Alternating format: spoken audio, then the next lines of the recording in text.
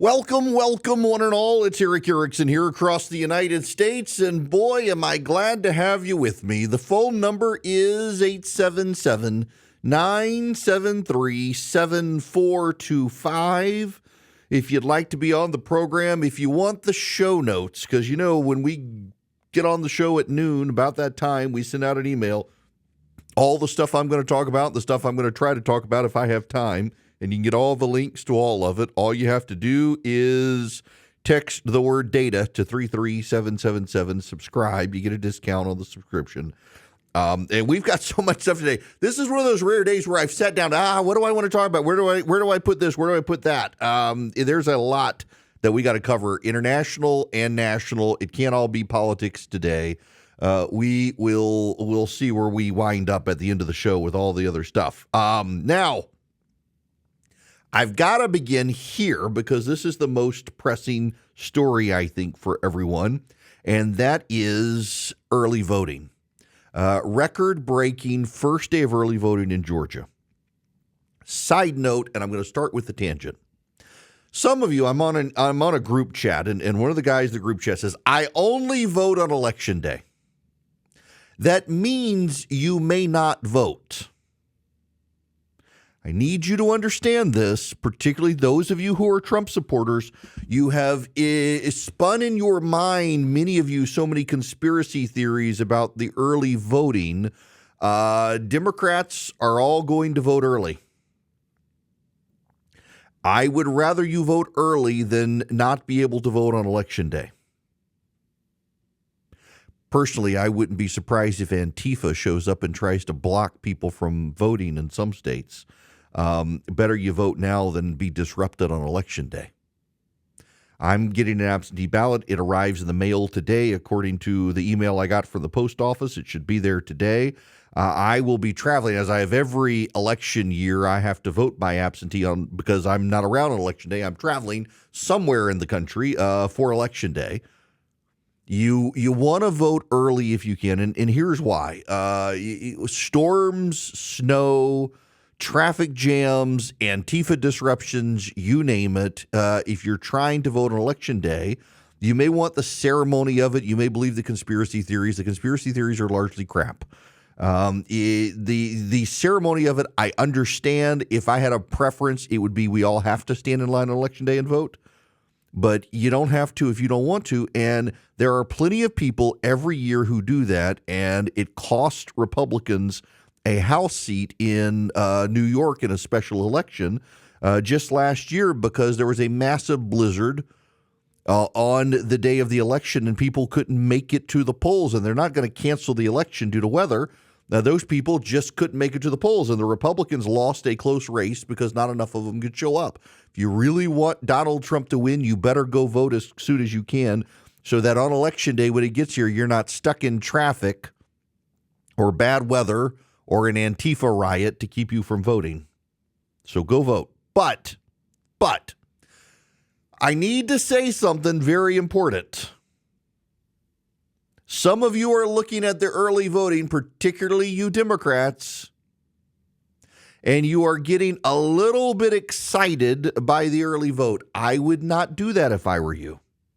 Some of you Republicans are getting excited too when you look at Pennsylvania and you look at Florida. I would not do that if I were you. Early voting is not indicative of the winner of the election. In fact, here's what I suspect. Kamala Harris will win the early vote, and Donald Trump will win the day of vote. And that's not a hard guess to make because that's been the pattern. It used to be that Republicans always won the early vote. Republicans nationwide used to win the early vote. And then they elected a man named Donald Trump who convinced all the Republicans that early voting was some dark, sinister conspiracy and they should not do an early vote. And the result has been that now Democrats win the early vote because Republicans talk themselves out of going to vote early. You want to vote early. But if you don't vote early, vote on election day. But if you do vote on election day, don't interpret the results of early voting as a winner or loss for your candidate. They're actually meaningless. Statistically, they're pretty meaningless. We just happen to know that in the past, most Republicans showed up in early voting and Democrats showed up on Election Day, and now the pattern has reversed itself. You can't take a lot from the early vote. This is Harry Itten on CNN. I rarely beg the audience for anything. I beg of you, don't read anything into any of these trends. Please, every 4 years we do the same gosh darn thing. Look, here's the bottom line. An Election Day vote counts the same as an early in-person vote or a mail vote. We know from the polling, and we know through history, that Kamala Harris is very likely going to win that mail vote. We know the early in-person vote is going to be very, very close. A point in this poll, I can find a few polls, in fact, where Trump is ahead in that. But we know that Donald Trump is going to crush the Election Day vote, and it doesn't matter when the vote is cast. They all count the same. One vote counts for one vote, whether it's cast today or whether it is cast on November 5th, John. And that goes for people looking at this from both sides. There's nothing magical about an election day vote versus a vote that's mailed in early.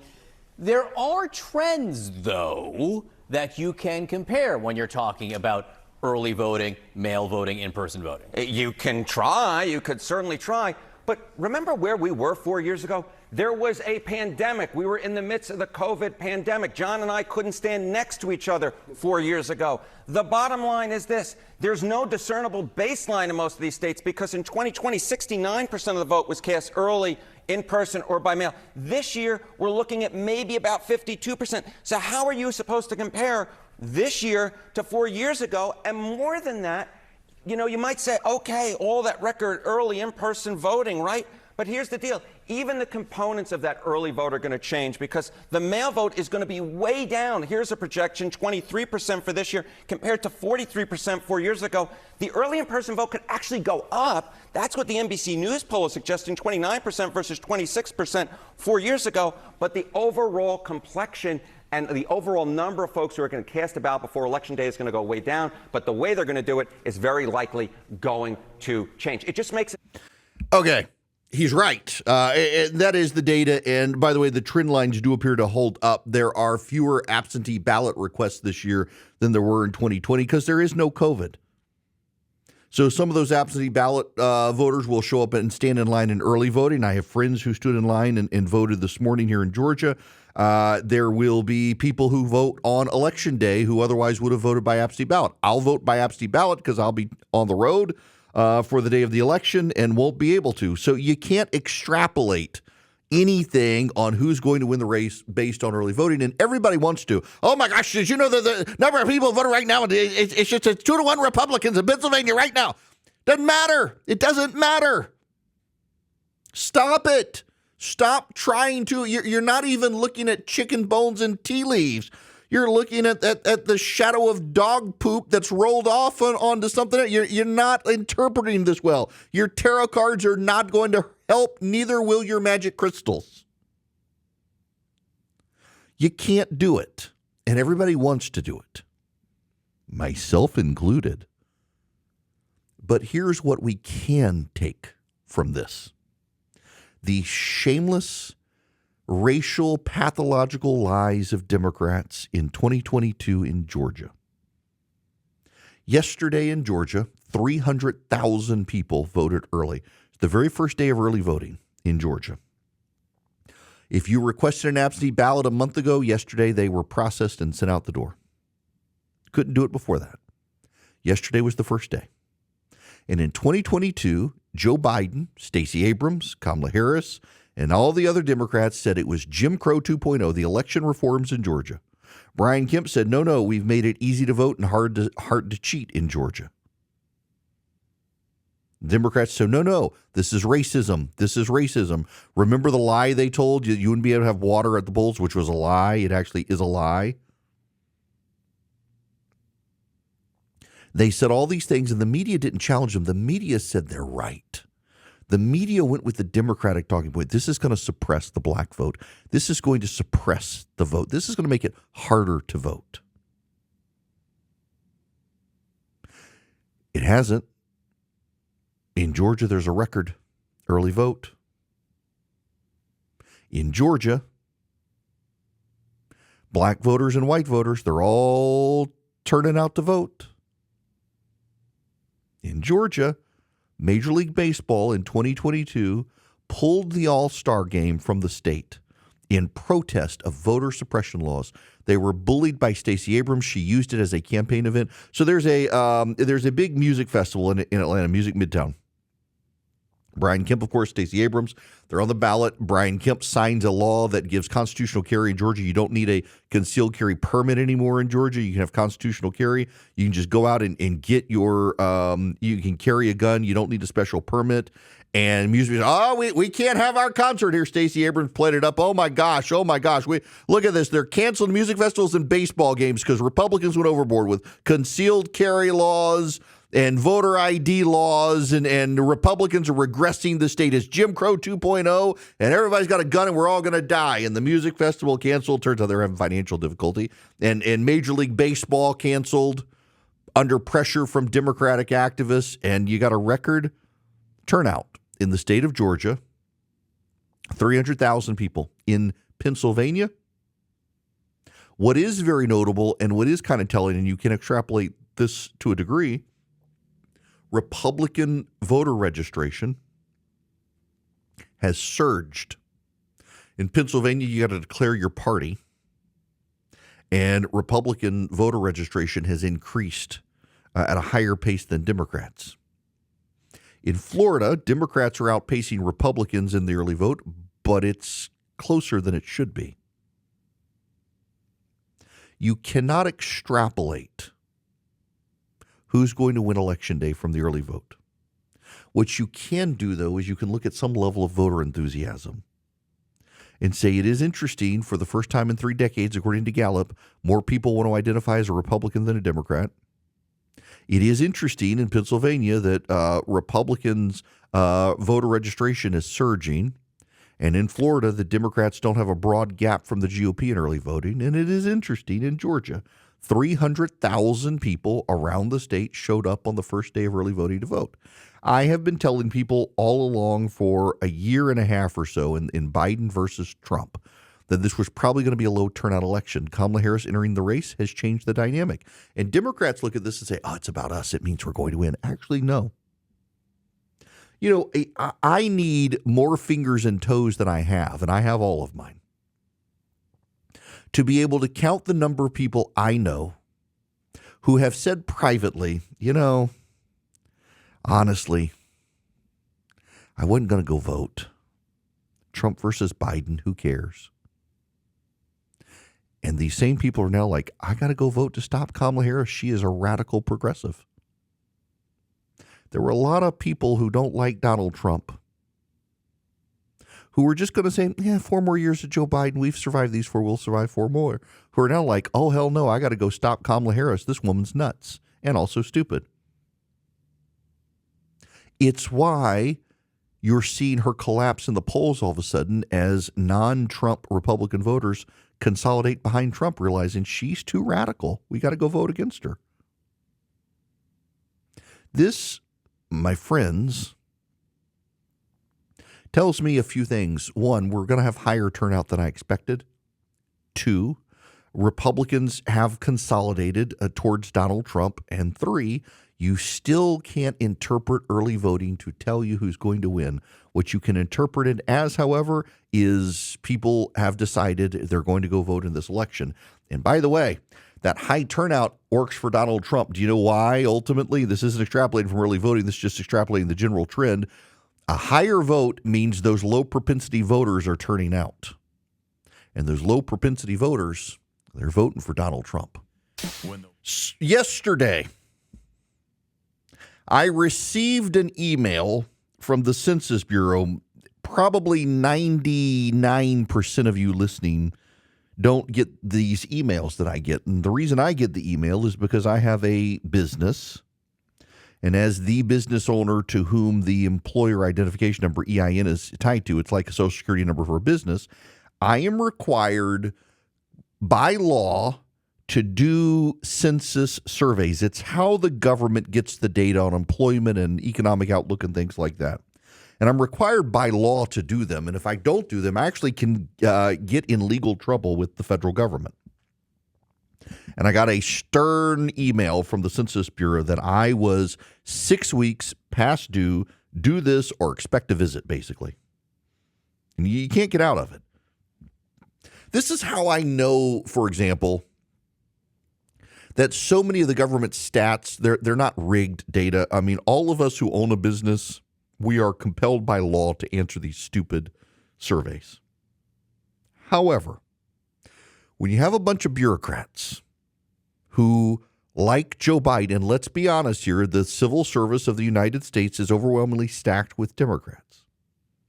It is funny how the revisions always benefit Joe Biden because, as you and I both know, the correction never gets the same airtime as the original story. So the original story is jobs exploded in this country. The correction is actually we had fewer jobs. That correction doesn't get as much attention. The federal government has revised down the jobs created by 1 million jobs, roughly 899,000 jobs. And every month the same thing comes up. The the Bureau of Labor Statistics comes out and says we had a bunch of jobs. Next month, they come out with a new statement and says we got another bunch of jobs. But by the way, last month we're revising down that number. And it happens every time. Well, now it turns out the FBI has done the same with crime. And it looks like crime in 2022 was actually higher than it was. Now, I sent out a breaking news story on this morning. John Lott reporting this from Real Clear Politics.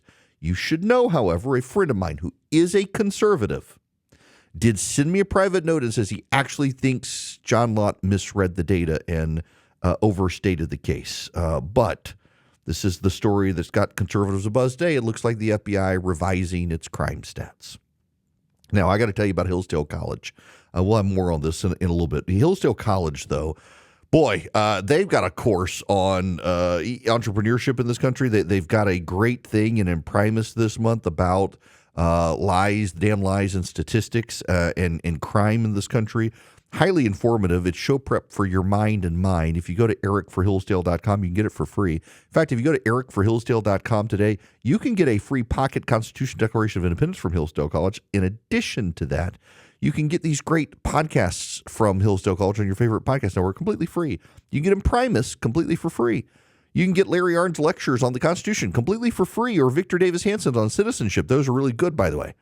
All you got to do is go to erickforhillsdale.com, ERICK, erickforhillsdale.com. Put in your info. You're going to get this free pocket Constitution Declaration of Independence, but you're also going to get so much more show prep for your mind on a daily basis, all of it free from Hillsdale College at erickforhillsdale.com. Greetings, conversationalists. Welcome. It is Erick Erickson. The phone number is 877-973-7425. I am going to actually go on a tangent and talk about something I was not going to talk about at this moment, but I think I owe it to listener Landon, who put this on my radar. Okay, there's a backstory here.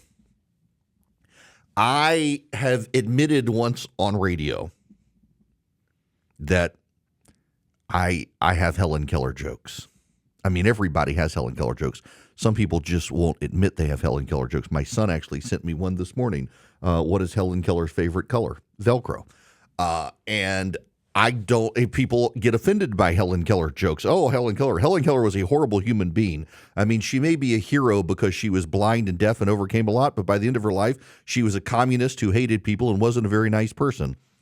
I mean, I suppose if I was old and blind and deaf, I might be bitter as well. That is true. But we all learn about Helen Keller in school because we learn about the woman who taught her sign language, Annie what's her name, and we all learn sign language. But Helen Keller was a communist. She was an actual communist. She actually supported communists and big abortion rights supporter and everything else. She was not the person that you were raised to believe she was by the liberals in your high school and middle school. She was actually not a nice person. I don't mind Helen Keller jokes. There are some very funny Helen Keller jokes. In any event, so a listener named Landon emailed me, and his subject was Helen Keller guy. And then he emailed me again, and the subject was Helen Keller guy again. And we've kept this email thread going. And today, he sent me a story that should be on everyone's radar that is not about Helen Keller. It is about Haiti. This is from The Guardian. Haiti residents fear fate is in God's hand after gang commits worst mass killing in decades. The killers came under the cover of darkness, stealing across the Artibonite River on an abandoned bridge before marauding through this once tranquil rural community with automatic rifles and knives. They were like headless chickens, shooting at anyone they saw, said Lucille Francois, a resident of the Haitian town of Ponsonde, who somehow survived the slaughter. Francois heard the first shots of the gang invasion at around 3 a.m., leapt from his bed, and gathered at the town entrance with members of a local vigilante group called the Coalition. Despite their attempts to organize, its members soon realized they were outgunned.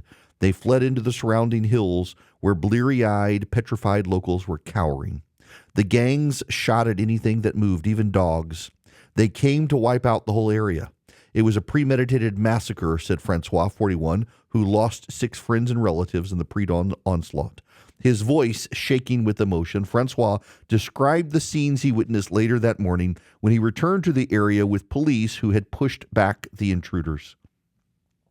The assailants had forced their way into homes, murdering anyone they could find. At one junction, Francois saw 4 corpses near a house that was going up in flames. Further ahead, a school and a health clinic had been torched. On one street alone, 19 bodies were splayed in the dirt, men, women, and a 3-year-old child, said the father of 3. Those scenes, while horrifying, represented only a fraction of the butchery, with the full death toll only becoming clear a week after the attack. At least 115 people are now believed to have been shot or stabbed to death when gang members swept through Ponsonde in apparent retribution for the market town's refusal to submit to the authority of their group. The victims reportedly included babies and the elderly. One of those killed was Francois' cousin, whose body, the first that he discovered, was found lying in a pool of blood.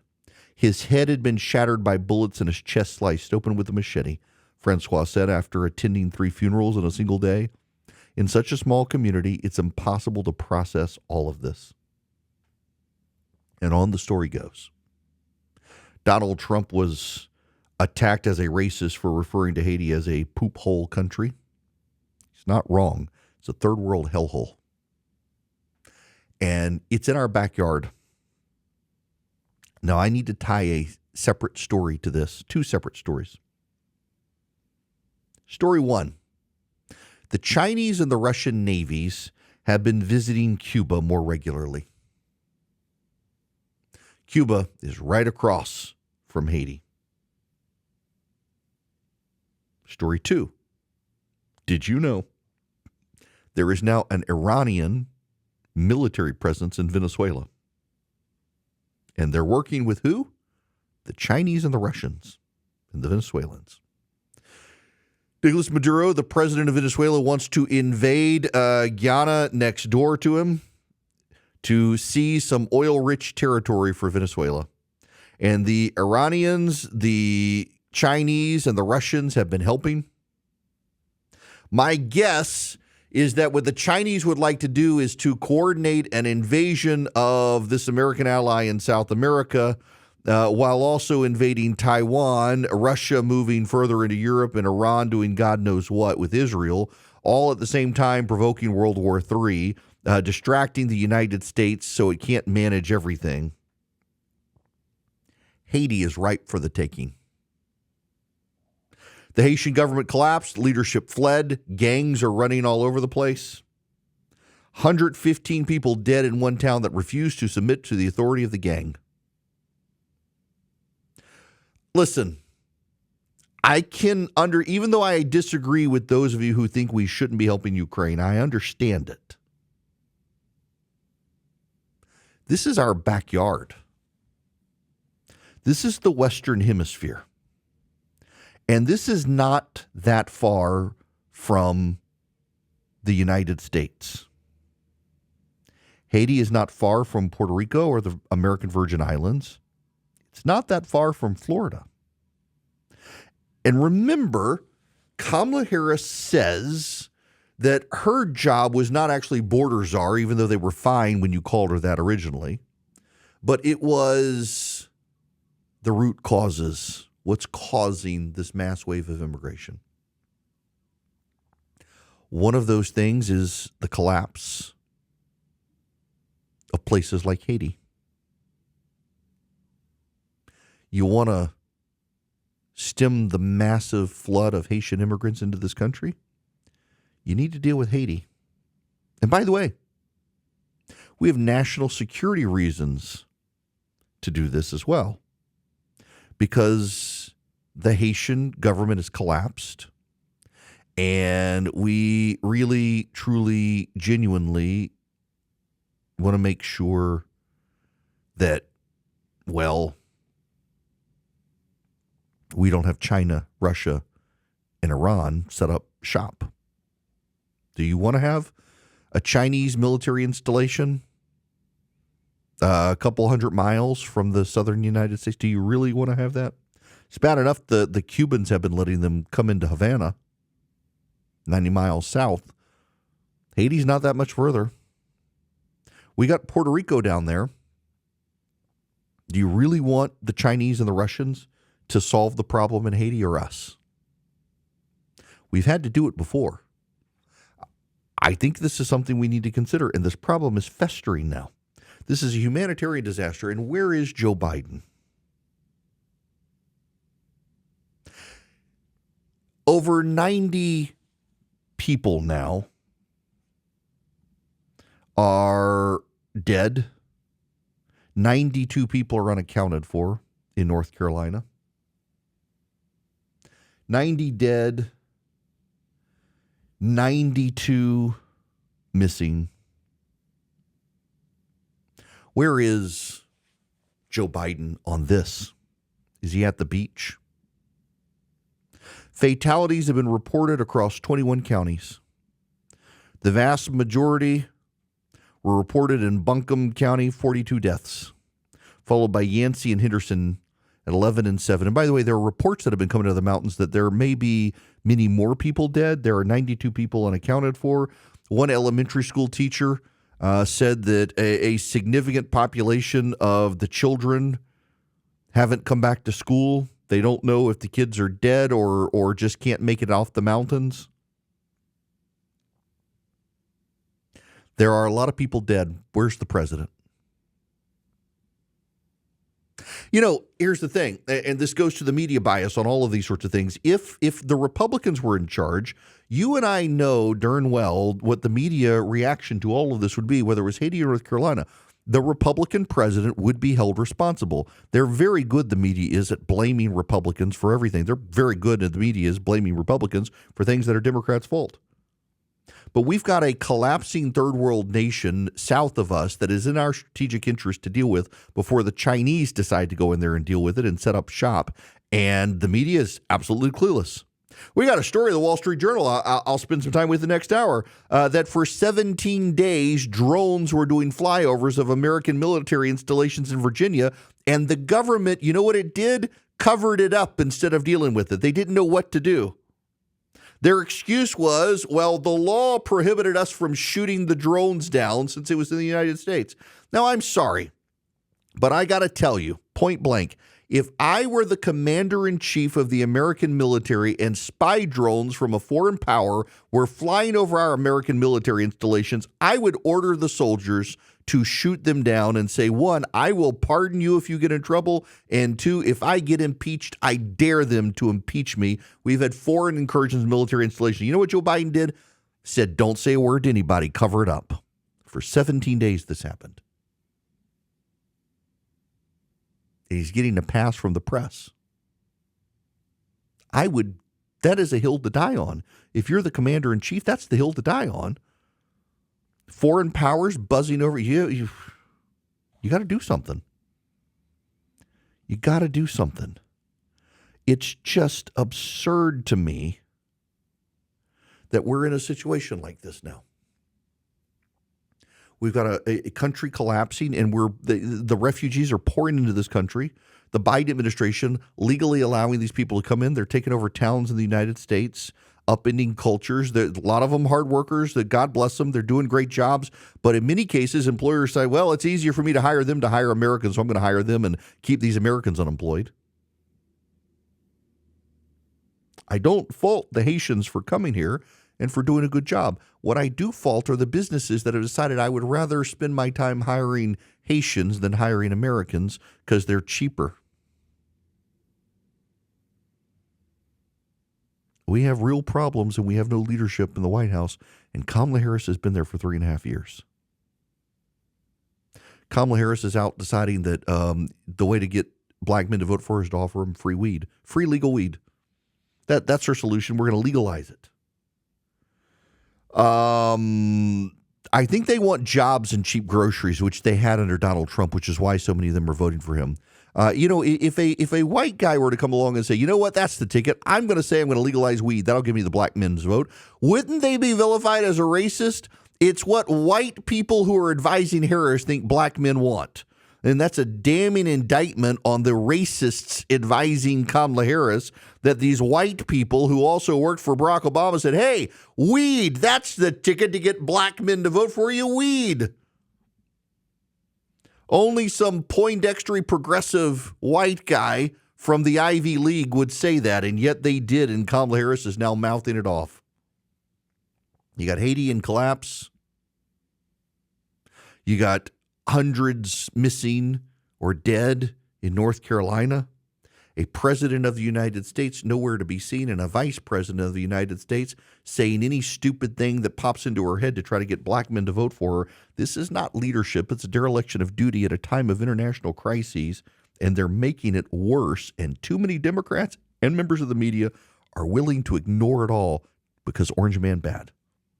That's why Orange Man going to win. This hour of the program is brought to you by First Liberty Building and Loan. If you need a heavy equipment loan for your business, you got great credit, they can move very fast. Reach out to them, firstlibertyga.com. All their contact info is there. But let's say also you need $250,000 or more for a franchise, or you're buying on a business partner or a business rival.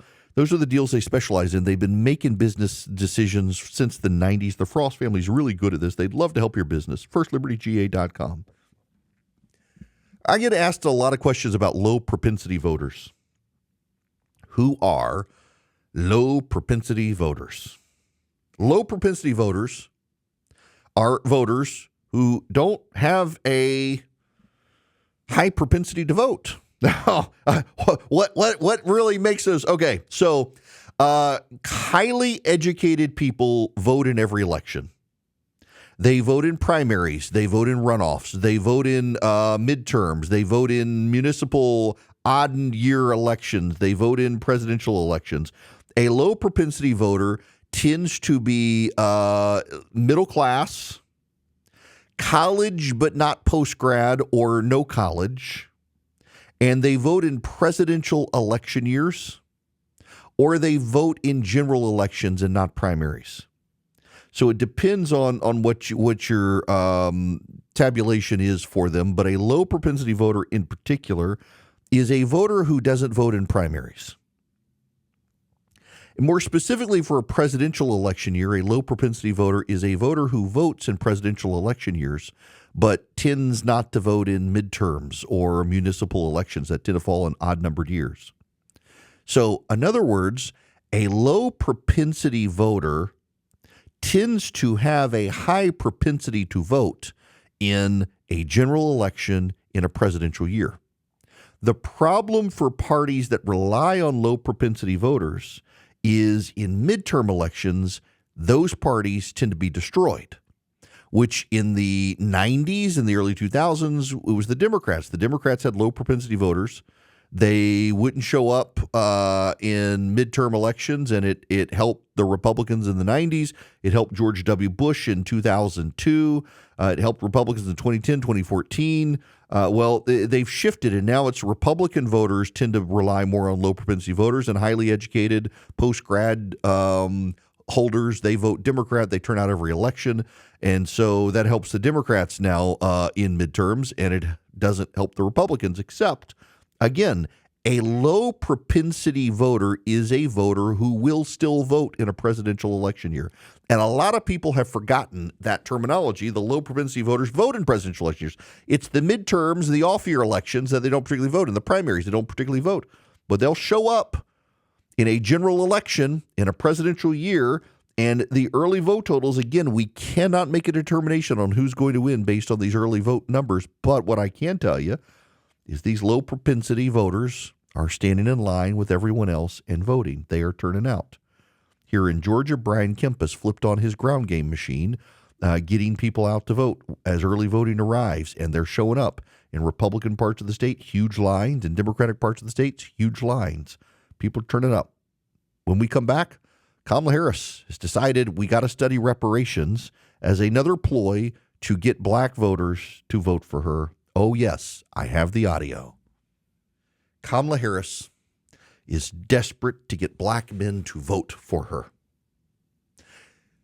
Tangent.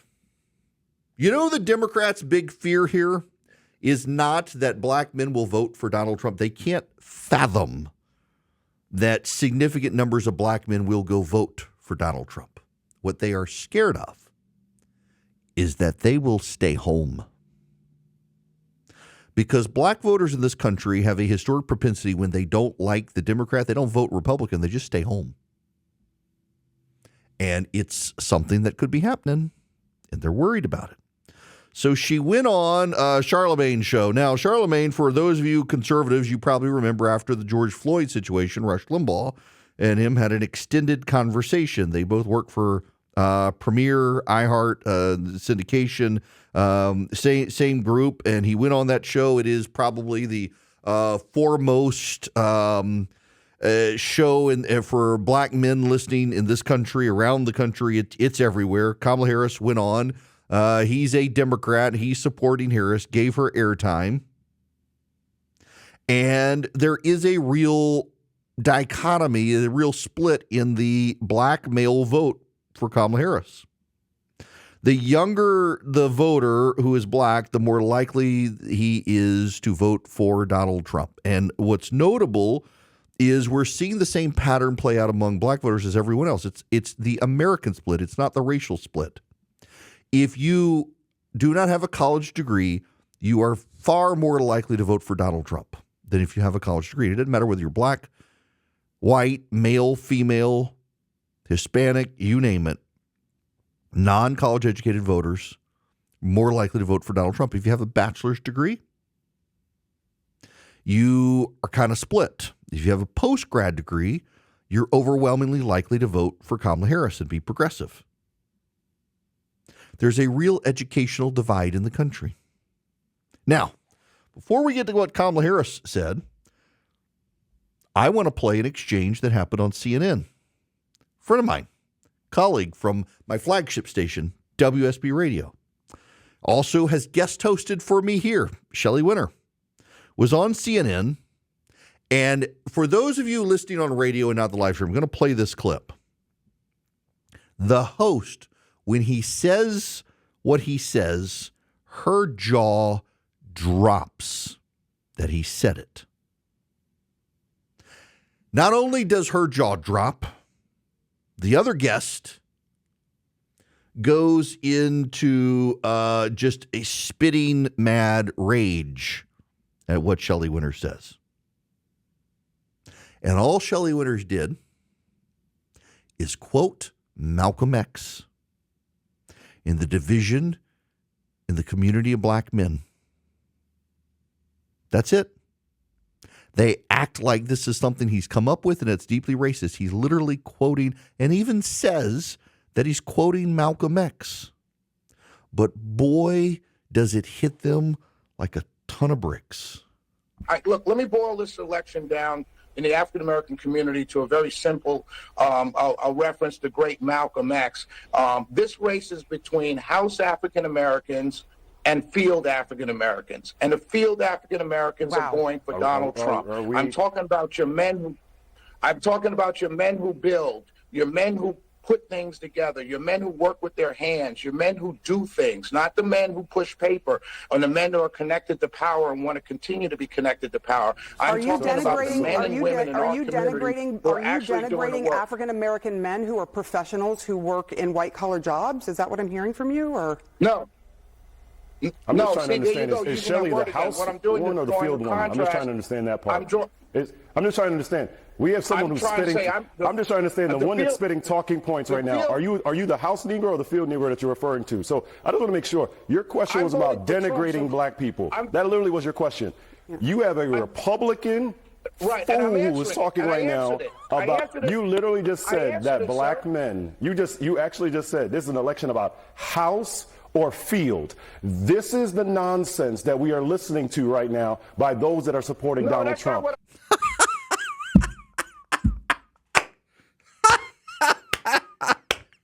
Y'all, they didn't like it. They were deeply offended by his point. You know what I'm offended by? The specific discussion about black men, period. Because they're voting like working class men. It has nothing to do with race.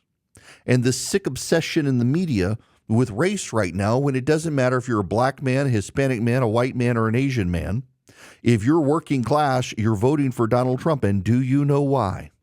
Because the professional classes in this country have lost touch with everyone else. The professional classes in this country live in a little bubble where their world is fine. If you have a post-grad degree in this country, you are far less likely than anyone else to ever suffer unemployment. If you have a postgraduate degree in this country, you are far more likely to live in an economically privileged area where you haven't had the rampant inflation everyone else has had. If you have a postgraduate degree, you are far more likely to believe that boys can compete in girls' sports as long as it's not in your school. If you have a postgraduate degree in this country, you are perfectly fine keeping poor people in government-run schools while your kids go to fancy schools and they get a competitive advantage against everyone else. If you have a postgraduate degree in this country, you are very, very likely to believe in the legacy system of colleges that gets your kid an advanced line into the door of a prestigious institution ahead of every working-class family that's busted their butt to send their kid to college. You don't care about everyone else. In fact, if you have a postgraduate degree in this country, you believe that the working class and the middle class of this country should have to make burdensome sacrifices on their lifestyle to fight climate change that you yourself will never have to make. If you have a postgraduate degree in this country, you are overwhelmingly likely to believe that everyone else in this country should be burdened by things you will never have to be burdened by in order to save the planet that you're convinced you're saving by doing jack.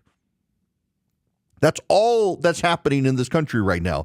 Black men, white men, Asian men, Hispanic men, men from Mars, women from Venus. If they don't have a post-grad degree, they're voting for Donald Trump because they look on these people on CNN who drip with disdain for them and they hate them back. And they know that Donald Trump is on their side and Kamala Harris is on the side of the people who drip with disdain for them.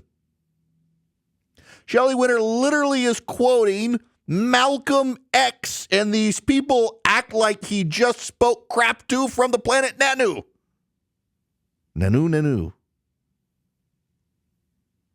He's quoting Malcolm X, who himself was making a comment among those people better off in the black community from those who were busting their butts working class jobs in this great divide. And Kamala Harris is desperate to get those men in the working class black community. And you know what she's saying? I'll legalize weed for you. Is that not the most damnably racist thing you ever heard of? If Donald Trump came out tomorrow and said, hey, black men, I am going to legalize weed if you vote for me, the media would crucify him as a racist. You think these black men just want to get high? That's how you think they're going to vote for you? That's what the white people around Kamala Harris told her to do, because these progressive post-grad white people advising Kamala Harris don't know anything about the black community like Kamala Harris, who grew up in Canada. And that's part of the problem, is that you talk to black people in this country in the barbershop, go over to Columbia, South Carolina, to the local Waffle House and have this conversation, or have it here where I live in Macon, Georgia. And do you know what you hear from your black friends in the Waffle House in Macon, Georgia? Kamala Harris isn't one of them. Her father is a Jamaican from a family of slave owners. Her mother's from India, and she grew up in Canada. The white people at CNN and MSNBC don't seem to know this thing, but every black person I know does. They don't think she has the lived experience they've had. So they're not really inclined to vote for her other than partisan affiliation. If they're Democrat, diehard Democrat, yes, they're going to vote for her. If they're not, if they're a low propensity voter, they might not. They kind of like Donald Trump. They don't like her. So now you got her out there saying that she will support reparations. She got asked a question on Charlemagne, the God show. This is what she said in response to someone asking if she would support reparations. Yes, I am running to be a president for all Americans. That being said, I do have clear eyes about the disparities that exist and the context in which they exist, meaning history, to your point. So my agenda, well, first of all, on the point of reparations, it has to be studied. There's no question about that. And I've been very clear about that position. She's going to study it. She doesn't mean she's going to do it. You and I both know she's not going to do it. But what is her other plan? She wants loans that will specifically go to black men. That would be unconstitutional. And here's the thing. Kamala Harris apparently thinks that black men in this country are too stupid to know that that would be unconstitutional. You cannot, as a matter of policy in the federal government, give loans to a class of people based on their race. It's unconstitutional. And yet that's what she's proposing. Does she think black men are stupid? She's clearly disrespecting them. This is kind of a wild thing. But my deep frustration, my real frustration, is we keep making this a racial divide. It's not. It's working class versus highly educated. And I want to say something here. I am highly educated.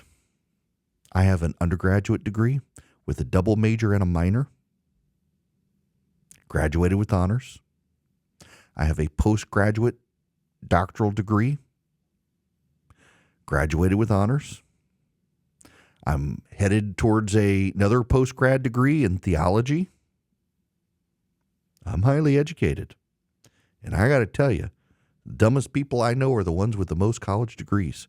Not a lick of common sense and prone to the perversions of the world.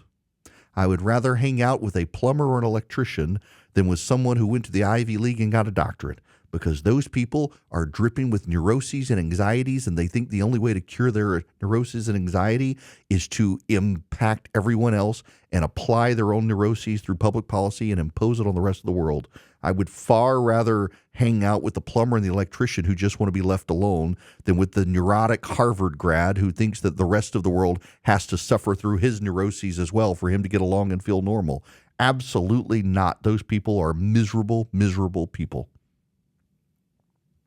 And the fact that the media wants to talk about this as a racial divide when it's an education divide, and who among us wants to hang out with the petty woman with the bob haircut who went to Harvard and wants to be called a doctor even though she's an educator, who insists that her neuroses have to be applied as public policy to everyone else? No one. And that's why black men are voting for Donald Trump, because they're men, not because they're black.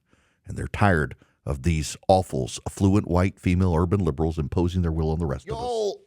I wanted to talk about the story yesterday, but got overwhelmed by other stuff, and I want to squeeze it in here because it's very important. Here's the headline for the Wall Street Journal.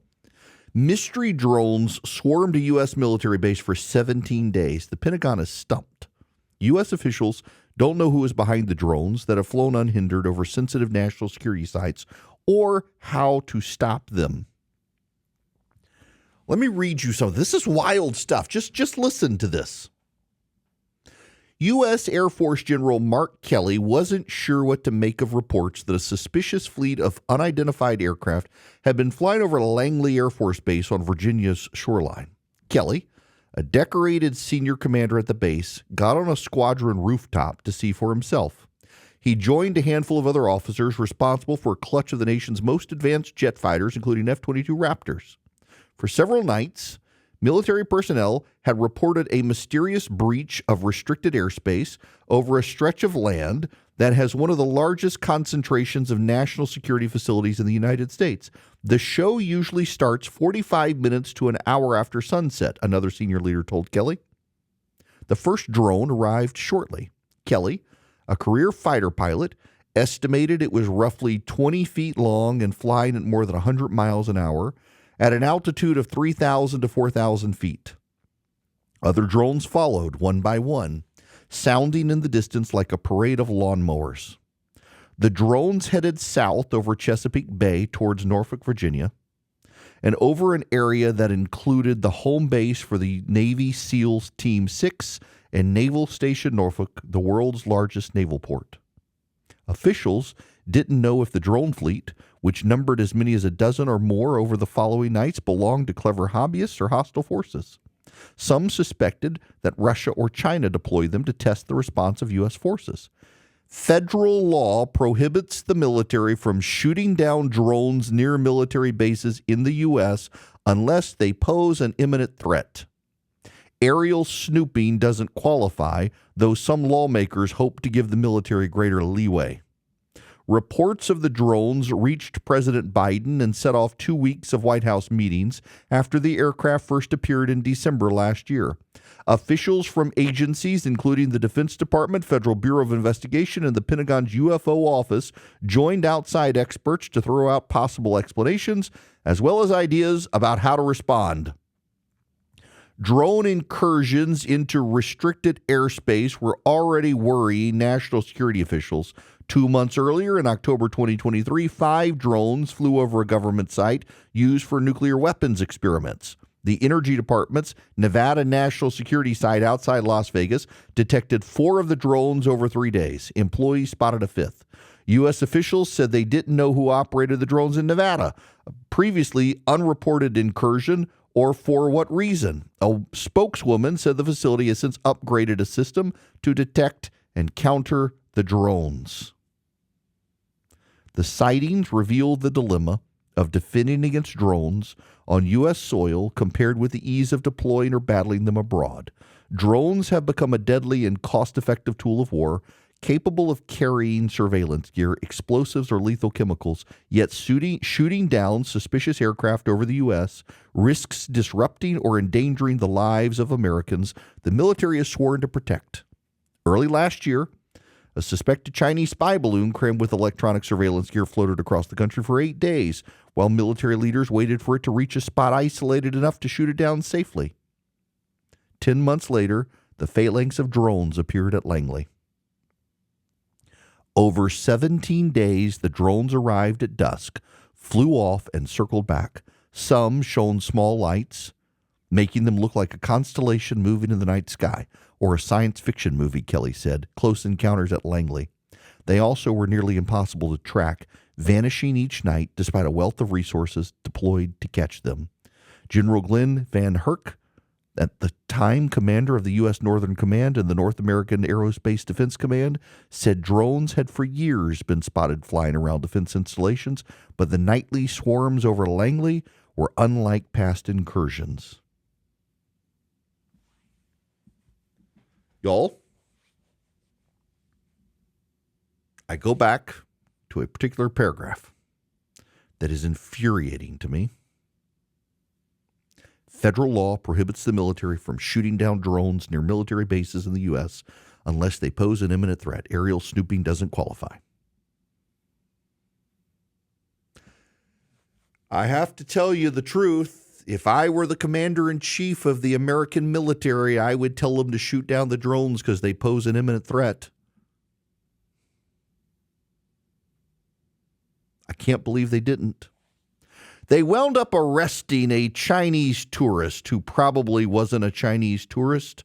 They didn't believe that hobbyists did it because of the complexity of the operation. They flew in a pattern, 1 or 2 fixed-wing drones positioned more than 100 feet in the air, small quadcopters the size of 20-pound commercial drones, often below and flying slower. Sometimes they hovered. They came from the north around 6 p.m., They circled around. They worked with the FAA. They worked with others. They worked with the Coast Guard. And people say, "Oh, we can't do that. People could get hurt. We can't shoot them down. They could get in the way of planes. We can't do this. We can't do that." They were so scared of collateral damage. This kept going on. There's no deterrence whatsoever.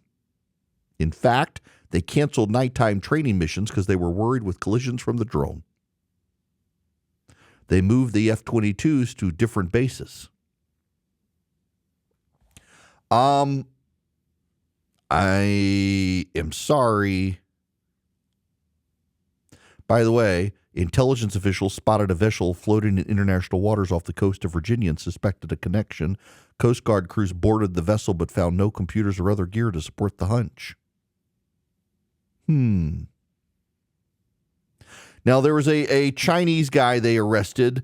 They put him in jail. They think he was doing something, but they don't actually think he was responsible for all of these. We got the balloon over the United States, and this, y'all, they should be shot down. They should be shot down. The government did nothing. If it was outside the United States, they would have responded. We have hamstrung the American military in the United States, and our enemies are taking advantage of it. Look at the border, by the way. This ties to the border. We have these wild incursions in the United States from these drones that are flying over sensitive military installations.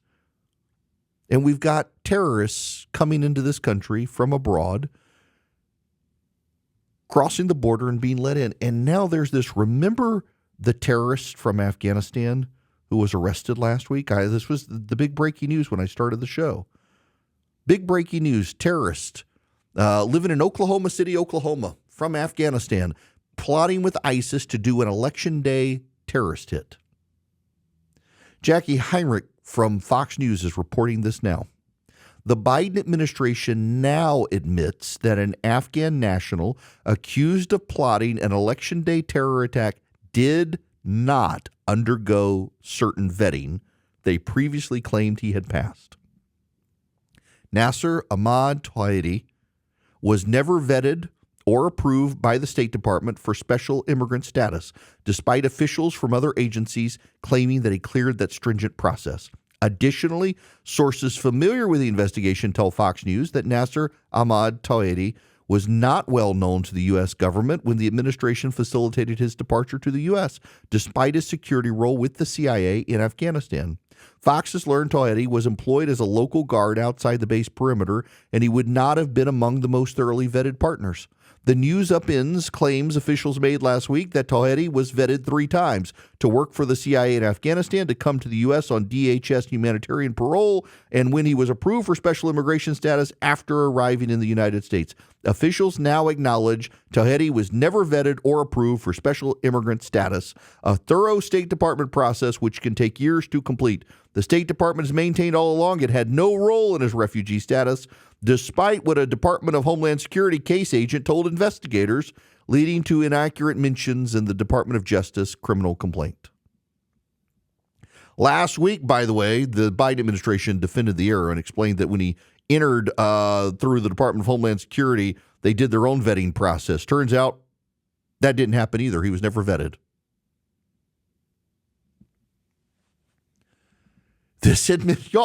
These people are not only incompetent, they're going to get Americans killed. How many Americans are ultimately going to die because Joe Biden's administration repeatedly dropped the ball on national security in this country? Now, here's the rub. Donald Trump is probably going to get elected in 3 weeks. He will become president of the United States. And if the day after Donald Trump gets elected, there's a mass terror attack in this country, CNN, MSNBC, ABC, CBS, NBC, PBS, the New York Times, the Washington Post, USA Today, every media outlet in the Democrats will all blame Donald Trump. This administration, the Biden-Harris administration,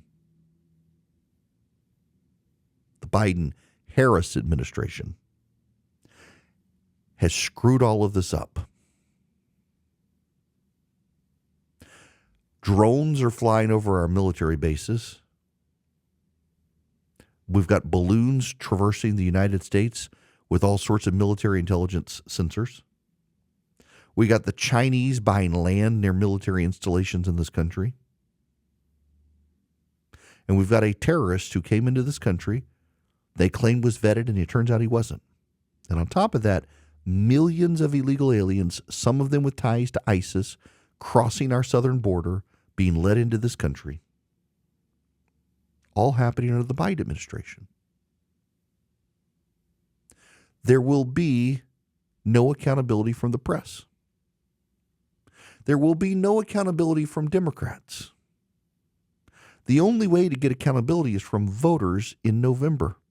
That's it. Only the voters can do this. Only the voters. Because the media right now, they've picked a side by and large. The American Press Corps has picked a side. And the side they've picked is making this country more dangerous. The side they've picked has made us less safe here and abroad. I find it very notable that in Gallup's polling, a majority of Americans believe the Republican Party will keep Americans safe from foreign turmoil. not the Democrats. And it's stuff like this. We've got drones infiltrating American airspace, and the military's like, well, we can't shoot them down. They're not an imminent threat. I would treat them as an imminent threat. The commander-in-chief would back you up, or at least he should. The fact that Joe Biden didn't, that he wouldn't, that he's nowhere to be found, it's just further damning indictment on the incompetence of this administration. When you have a dementia patient in charge who cannot be fully engaged, American lives are on the line, and this is a dangerous thing. This is so dangerous. And so many members of the media are so worried about Donald Trump, so scared of Donald Trump, they're willing to let all of these things slide to protect their own precious. What about your retirement nest egg? What about your finances? What about all that? They don't care about that. Swiss America has been the trustless leader in precious metals for 40 years, and they've been warning people about a secret war on cash for some time. If you're interested in safeguarding your hard-earned cash from the secret war on cash, you need their free report. Look, they're rated A+ by the Better Business Bureau. They can educate you on protecting your assets in their report. It takes less than 15 minutes to read about this secret war on cash. You can get it in your mail. All you do to get it for free. Call or text 800-289-2646. The all-out war on cash, digital currencies are included in this. It's growing. So get and read the Secret War on Cash report. It's completely free. Just mention Erick, E-R-I-C-K, when you call or text 800-289-2646. That's 800-289-2646. You get the free report. You just text my name, Erick, or call and mention me. But if you don't like people like me, you just text Erick, and they send you back the link. You put in your contact info. They send you the report. 800-289-2646. 800-289-2646. Message and data rates may apply. So, the New York Times is reporting on the Washington Post. The CEO of the Washington Post has elevated deal-making to a top priority. Jeff Bezos wants to grow the business, including through acquisitions. He took over in January. He told confidants that he had a mandate to grow the newspaper, including through acquisitions. In recent months, the company's head of corporate development has met with a variety of technology and media companies exploring deals that could help the Washington Post expand its revenue and subscriptions. I have a suggestion for the Washington Post. As a longtime subscriber who canceled my subscription, I can tell the Washington Post how to boost subscriptions and revenue. Stop being a terrorist mouthpiece. If the Washington Post wants to grow revenue and subscriptions, it should stop being a terrorist mouthpiece. Ever since its supreme editor, Hassan Nasrallah, was killed by the Israelis, things have just taken a turn for the worse at the Washington Post. These people openly root for the extermination of Jews, and they openly root for terrorists. That is the foreign page of the Washington Post. They've been trying to undermine the leadership of the organization. These are deeply hostile anti-Semites. It's like CBS News. CBS News has allowed the Hamasniks to run the place over, and the Washington Post says, I canceled my subscription, y'all. I'm not exaggerating that. I had a long-time subscription to the Washington Post. And earlier this year, I canceled it because the Washington Post has become a propagandist for Hamas and Hezbollah. If they want to clean that up, they've always been liberal. And their local coverage is hyper-progressive. But the Washington Post has always done a pretty fair job in covering foreign affairs, but not anymore.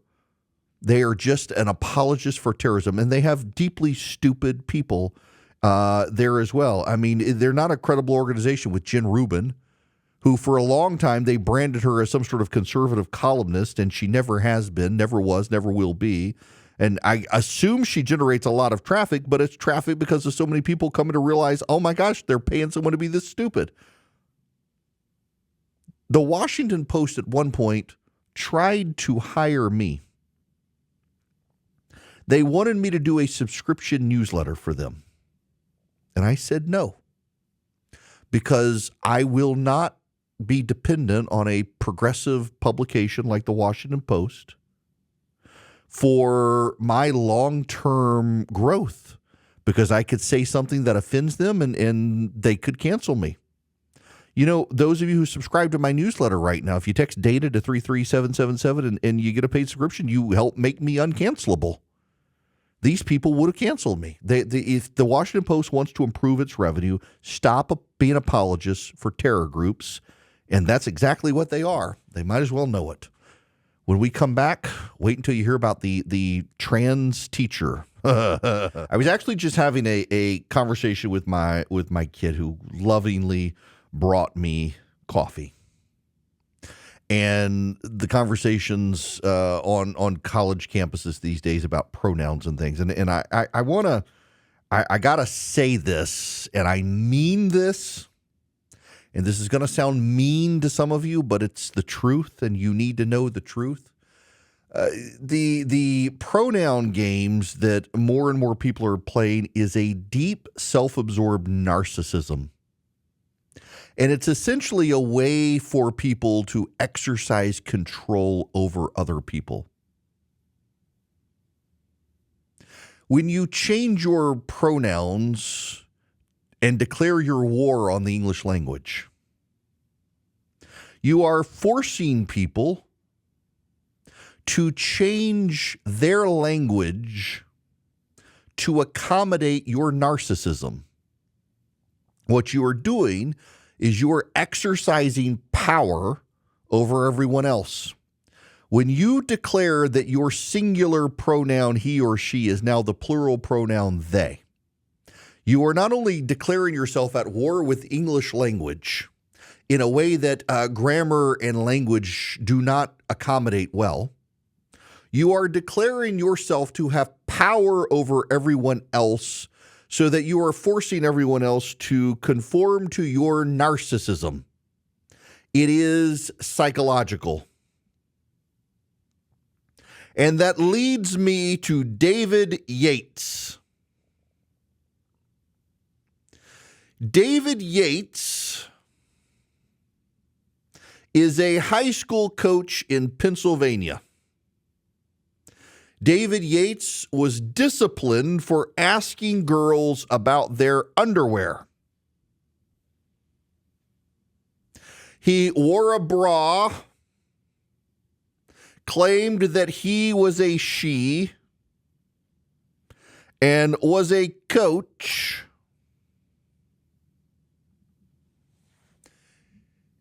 And was disciplined. However, the teacher who was uncomfortable with this high school tennis coach was in turn punished and pilloried as a bigot. Michelle Smyers was a Gettysburg area school district board member. She was attacked as a bigot after voting not to renew David Yates' contract. Parents had complained about Yates' behavior. He went into the girls' locker room. He asked students about the students' underwear preference and also about their menstrual cycle. He was disciplined. His contract was renewed after activists packed a school board meeting and claimed that he was targeted for transphobia. So you got this level of obsession here, this level of narcissism.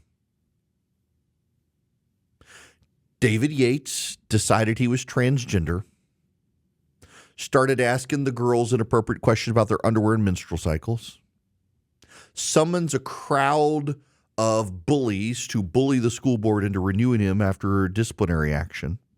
They bully the school board member who votes against the contract. This is from the Daily Wire. Yates was employed on a part-time basis as a tennis coach for both the boys and girls teams at Gettysburg area high school. Concerns about Yates first emerged in 2022 after he allegedly went into the girls' locker room while the soccer team, which he did not coach, was changing and asked girls what kind of underwear they liked. One of the girls was the daughter of the school board president and complained she felt uncomfortable. A letter from Gettysburg High School principal Jeremy Lusk was put in his file noting concerns about Yates and saying that it is imperative to maintain professional boundaries. The memo said Yates acknowledged changing to the locker room, but said he did not recall asking girls about their menstruation and underwear.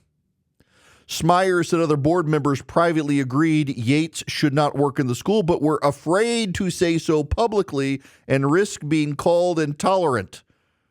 The contract was extended to 2023, this time under the name David. Soon after, a father said his daughter was in the girl's bathroom and found Yates there, striking up a conversation with her, making her uncomfortable. In August of 2023, when Yates' contract renewal came before the board, it deadlocked with a 3-3 vote. Over the ensuing weeks, activists, children, and media outlets began pressuring the board, accusing it of transphobia and hate. Tristan Smith, the captain of the boys' tennis team, told the board, blatant transphobia is the main motivation behind the motion. Resident Jennifer Narite likened board members who oppose renewing the contract to Nazis, saying, first they came for the coaches and librarians, and I did not speak out because I was not a coach or librarian.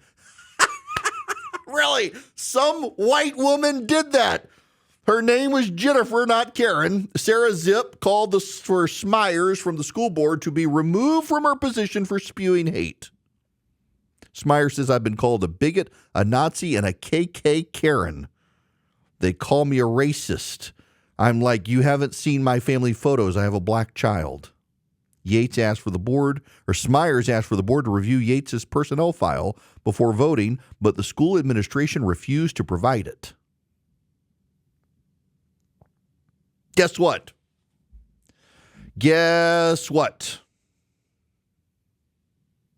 On September 5th, 2023, the board renewed Yates' contract in a 6-2 vote, with school board president Kenneth Hassiger telling Penn Live, quote, we were able to go back and look and see if rumors and other stuff, if there was any factual basis behind it, and I think you saw the vote tonight would tell you the majority of those rumors did not have a factual basis in them.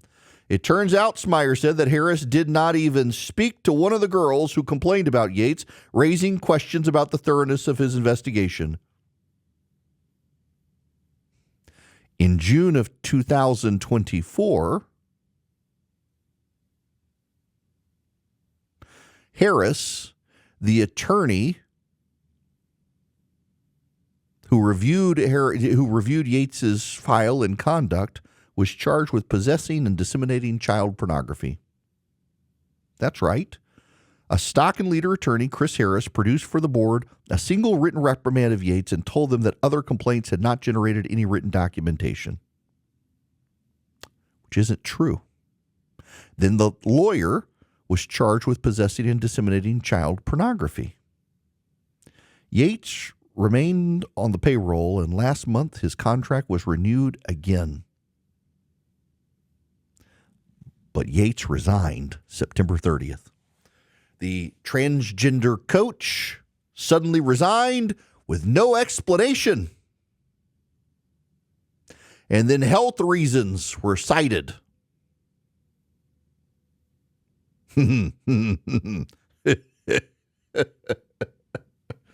you know why Yates resigned? Turns out this man who claimed to be a woman who would go into the girls' locker room, who had plenty of students complain, but the lawyer who was arrested for child porn said it wasn't true. Well, it turns out that the high school tennis coach has been making pornographic films in which he would smoke meth while having sex acts performed on him, and referred to himself as a meth whore. Yep. Okay, I gotta all of the weaving neuroses and deviancies and self-absorption and narcissism here plays out in all the trans stuff. So we have a tennis coach who claims to be a woman, who goes into the women's locker rooms and makes girls uncomfortable. The school board gets bullied by the progressive white people that they're Nazis if they don't continue to hire this guy. All of the allegations come out, so they hire a lawyer to look into it. It turns out the lawyer they hire is into child pornography, who says, no, there's no substantiation to the allegations, despite numerous girls, including the school superintendent's own daughter, saying there's a problem. and yet they're repeatedly bullied into hiring this guy back, and now he's resigned because it turns out he was doing amateur porn and smoking meth.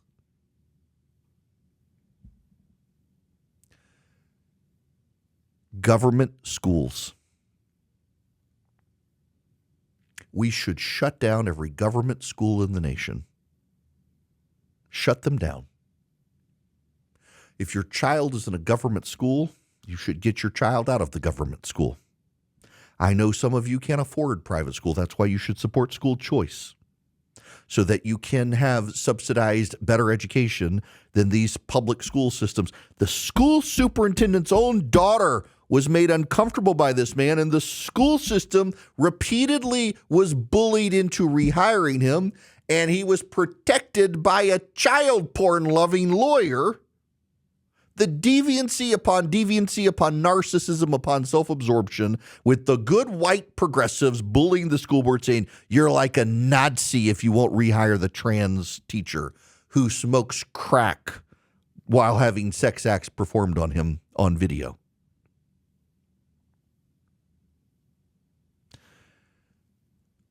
Tale as old as time. Pride, narcissism, self-absorption. In a public school in Pennsylvania. And the students complained, but the good white progressives, they had to stand with the trans guy. This is the good white progressives. They had to bully the school board.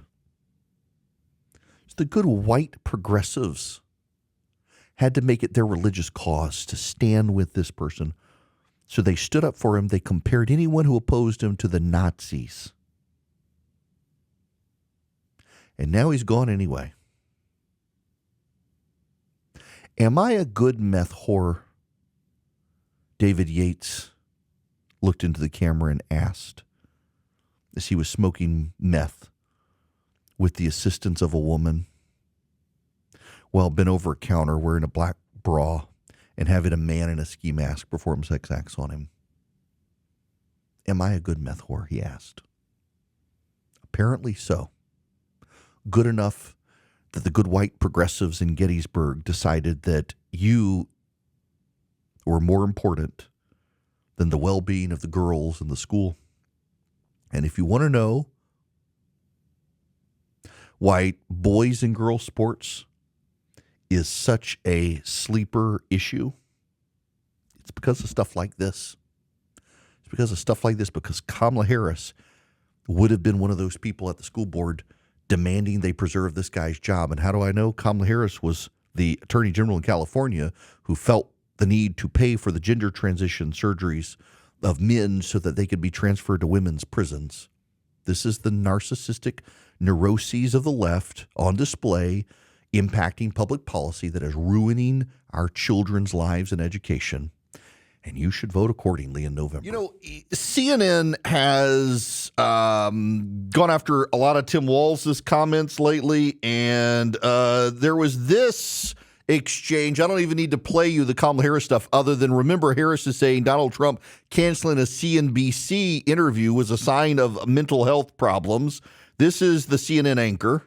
He did put out a letter from his doctor that was roughly a year to 2 years old. I want to ask you about something you posted on social media that is related to this. You posted a side-eye emoji in response to Trump dropping out of a planned interview with CNBC, alluding again to Trump's mental fitness. Now, the vice president was invited to appear with them but declined. She also declined to be at that Bloomberg conversation, or to have a conversation with Bloomberg, I should say. She also declined an interview with Time magazine. Declining media hits really isn't an indicator of mental fitness, is it? Wow. And then, you know, there's a guy on Aaron Burnett's show trying to claim Donald Trump had massive black unemployment, and this correction happens. He did have a record low for black unemployment. I would just simply say that to that point, right? I think we have to dispense with some of the talking points here. Certainly, there is a fair way to interpret it and to interpret facts, irrespective of whether you're a Republican or a Democrat. The fact remains, pre-COVID, we had 7 million new jobs created. We had record low unemployment for black Americans. I mean, listen, and then there's an entire report about how Kamala Harris in 2019 said she'd criminally prosecute oil companies for climate change. And now she and Tim Walz are touting the same company's record oil production. I have a sneaking suspicion that these networks would not be doing this if they thought she was going to win. But because she's probably losing, they're willing to do all the fact checks now so they can say, we were fair. Well, I want you to go over to EdenPureDeals.com and get you the EdenPure Thunderstorm. EdenPureDeals.com. The discount code is Erick3, ERICK3 at EdenPureDeals.com. If you do this, you get 3 EdenPure Thunderstorms. You save $200. Not only that, you can hold these things in the palm of your hand. I keep one in my travel. I really do keep one in my travel bag.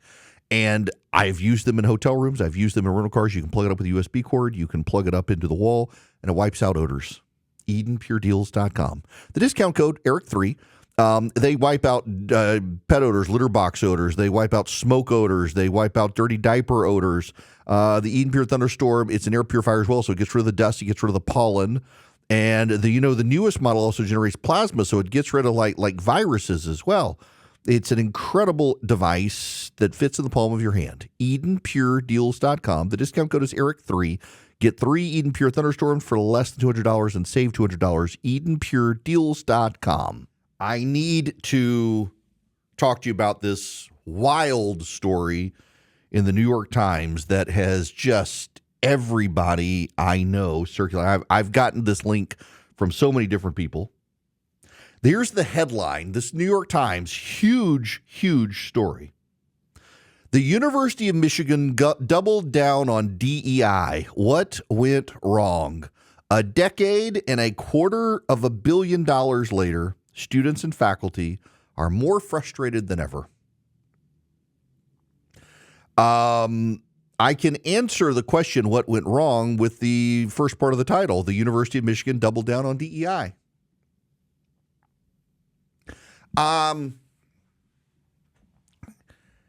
Let me add a bunch of stuff together that I've talked about today into this point before we begin here.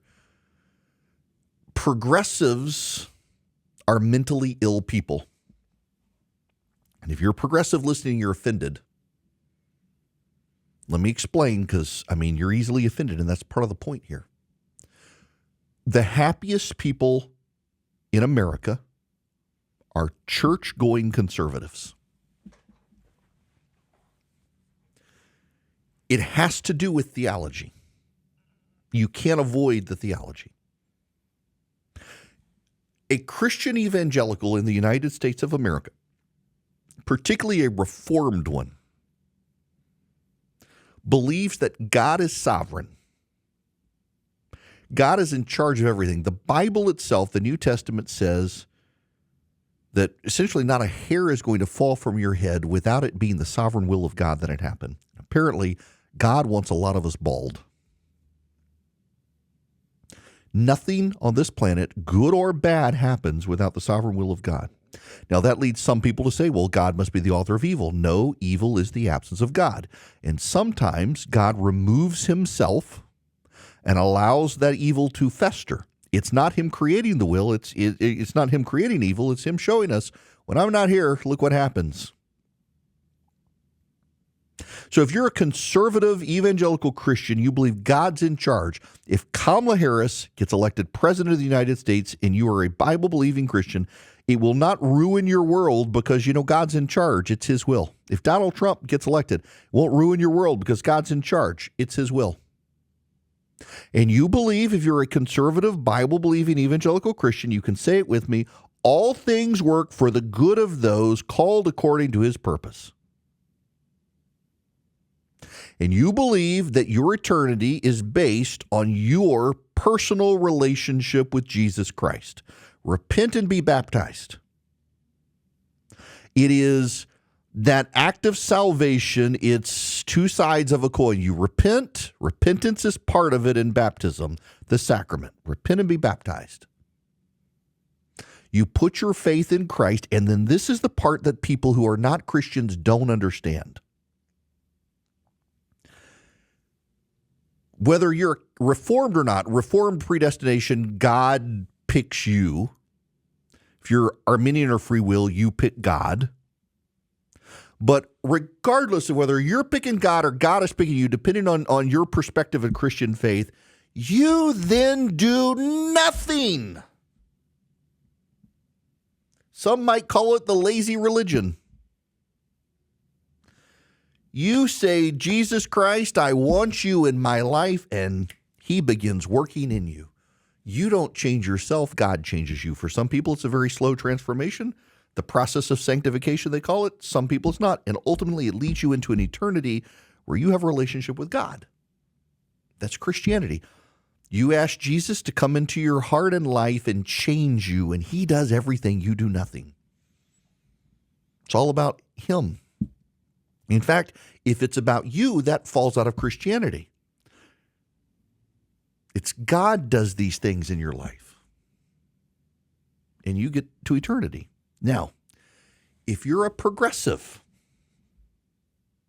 remember yesterday I told you there's research, Ryan Berg, who is just undisputedly left and right rely on his data. He pointed out to this study that progressives are more likely to hear political preaching in the pulpit than conservative evangelicals. You go to an evangelical church, you're very likely to not hear about politics from your pastor. You go to a progressive church, you're overwhelmingly likely to hear about the politics of the here and now, to hear about abortion, to hear about gay rights, to hear about civil rights struggles, things like that. You don't hear that in evangelical churches. And the issue is because of the eschatology. The progressives believe ultimately there isn't really an eternity. There's here and now. And if you're really an atheist progressive, you believe that this is it. You die and the worms eat your body, and ultimately people forget about you over time. You will be forgotten and have no legacy. And if you're a childless feminist, you are the most prone to despair and be angry in this world because you will be forgotten, because you will grow up and you will be old. Your uterus will have shriveled up without ever having a child. And who will take care of you? The state. Because you have no family, you have no children, and you know it. And you get angry and neurotic. And all of public policy must be aligned around your neuroses and anxieties about being a childless Catwoman. And you get very upset when people like J.D. Vance talk about childless Catwoman. It offends you greatly because you kind of understand what he means too. Nothing wrong with childless cat ladies. I am friends with some. But also, if you're a progressive with your neuroses and your anxieties, and you're a childless cat lady, your cats are going to eat your eyeballs when you die. They're not going to bury you, and you know it. Now, you add into that the eschatology of it's this and nowhere else. Take climate change. With Christians, you accept Jesus Christ as your Lord and Savior, you're going to heaven. You're leaving this hellscape. If you're a climate change atheist, this hellscape is going to become a worse hellscape because your neighbor who's going to be with Jesus one day drives a pickup truck and you do everything right. You hold your breath, you don't eat meat, you have a windmill in your backyard, and you recycle your farts to power your house. And you've done everything for climate change, but your neighbor with the SUV over there with the 5 kids and the charcoal grill is destroying the planet. And so you're all going to burn in hell, not because of you, because of him. And one of the things that morphs and manifests into this is this belief in DEI, diversity, equity, and inclusion. It becomes part of the progressive religion. And it plays out on college campuses, and it makes people more miserable because you're not saving anything, you're making things worse. And the University of Michigan doubled down on DEI. Leaders of the University of Michigan, one of America's most prestigious public universities, like to say that their commitment to diversity, equity, and inclusion is inseparable from the pursuit of academic excellence. Most students must take at least one class addressing racial and ethnic intolerance and resulting inequality. Doctoral students in educational studies must take an equity lab and a racial justice seminar. Computer science students are quizzed on microaggressions. Programs across the university are couched in the distinctive jargon that, to DEI's practitioners, reflects proven practices for making classrooms more inclusive, and to its critics reveals how deeply DEI is encoded with left-wing ideologies. Michigan's largest division trains professors in anti-racist pedagogy and dispenses handouts on identifying and addressing characteristics of white supremacy culture like worship of the written word. The engineering school promises a pervasive education about issues of race, ethnicity, unconscious bias, and inclusion. At the Art Museum, captions for an exhibit of American and European art attest to histories of oppression, even in works that may not appear to have any direct relation to those histories. The English department has adopted a 245-word land acknowledgement describing its core subject as, quote, a language brought by colonizers to North America. Even Michigan's business school, according to its DEI website, is committed to fighting all forms of oppression. A decade ago, Michigan's leaders set in motion an ambitious new DEI plan aiming to enact far-reaching foundational change at every level and every unit, striving to touch every individual on campus, as the school puts it. Michigan has poured roughly $250 million into DEI since 2016, according to an internal presentation. A 2021 report from the Conservative Heritage Foundation examining the growth of DEI programs across higher education found Michigan to have by far the largest DEI bureaucracy of any large public university. Tens of thousands of undergrads have completed bias training. Thousands of instructors have been trained. When you're a progressive atheist, the abortionists at Planned Parenthood and the academics at your local university are your high priests. And they will bring about heaven on this earth because heaven is not real and this earth is. And how does it work? It brings about despair. Why? Because in the absence of God, you can't create the divine. You can only mock it. And the DEI people don't realize that. Let me give you some facts about the DEI at University of Michigan. 250 people are employed in the DEI department. Its budget could pay the in-state tuition of nearly 1,800 students. 0% of black students in the state of Michigan score above 1,400 on the SAT. So those black students who are admitted to the school are academically unprepared for the rigor, and about a third end up on academic probation. The 0% figure is actually round down from about 0.5%. And you know what? They get into these colleges and they're not prepared. And so what do? They're taught to hate. This is from Steve McGuire. Steve McGuire is a fellow on Campus Freedom and writes in the Wall Street Journal and has reviewed this story. Let me read you some of the synopsis of the big expose of the New York Times. DEI is referred to as the rote incantations of a state religion. The most common attitude towards DEI at University of Michigan, even among those committed to diversity and social justice, is weary disdain. Here's what the author of the New York Times report wrote. I found a different kind of backlash building, one that emanated not from Washington or right-wing think tanks, but from inside the university's own dorms and faculty lounges. On Michigan's largely left-leaning campus, few of the people I met questioned diversity and social justice. Yet the most common attitude I encountered about DEI was a kind of weary disdain. Students find it shallow and stifling. They rolled their eyes at the profusion of course offerings about identity politics and oppression. They got lots of DEI-themed emails and they never read them. Quote, students were less likely to interact with people of a different race or religion or with different politics, the exact kind of engagement DEI programs in theory are meant to foster. At the same time, the schools created a culture of grievance and an extensive bureaucratic apparatus that can be used to advance those grievances.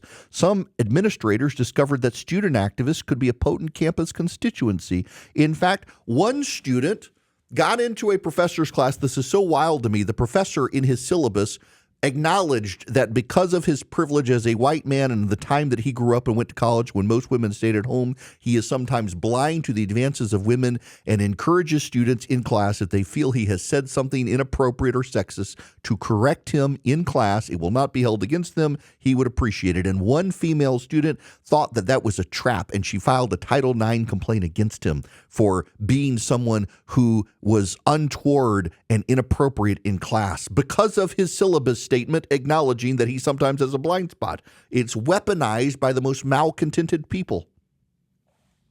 No one can criticize the DEI program. Even DEI employees complained about the DEI office's stifling control. Why? Because they're all a bunch of communists.